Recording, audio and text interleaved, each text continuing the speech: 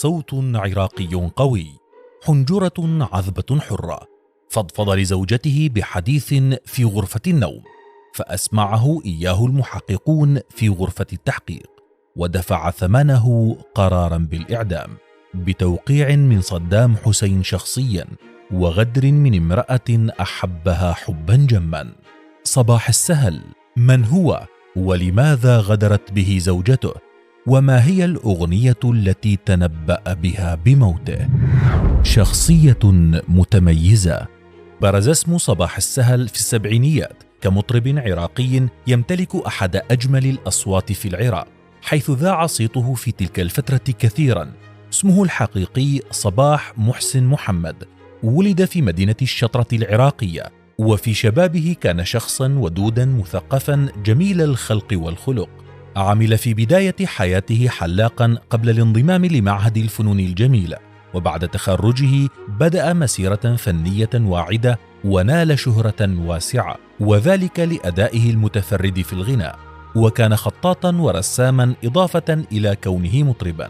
تميز بشخصيته القوية وحنجرته التي لا تنطق إلا بالحق، رغم أن العراق آنذاك كان يعيش تحت قبضة أمنية شديدة، لكنه رفض الغناء للأنظمة أو مديح الرئيس العراقي بأغاني.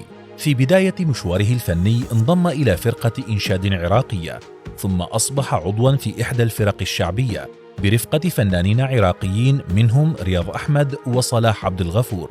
ومن هناك بدأ خطواته نحو الشهرة والأضواء عبر الإذاعة والتلفزيون.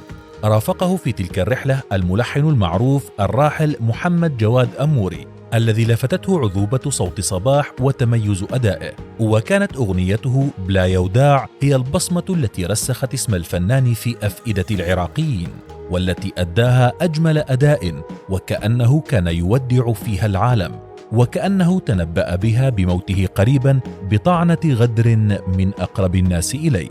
وجاء في كلمات هذه الأغنية: مثل العود من يذبل بلا يوداع، مثل الماي من ينشف بلا يوداع، تدريني هرش وجرت بي القاع، يا رخص العشق من ينشر وينباع، شلون الماي يقدر ينكر جروفه، وشلون العين تقدر شوف هالتعوفه. رخص العشق من ينشر وينباع.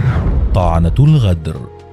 بعد انتهاء إحدى حفلاته الغنائية في 4 من نيسان عام 1993 هاجمت المخابرات العراقية المكان وألقت القبض على الفنان صباح السهل، واقتادته إلى مكان مجهول ليعدم بتاريخ 3 من مايو عام 1993 بعد قرار بمصادرة أمواله المنقولة وغير المنقولة وحظر أغانيه في الإذاعة والتلفزيون العراقيين.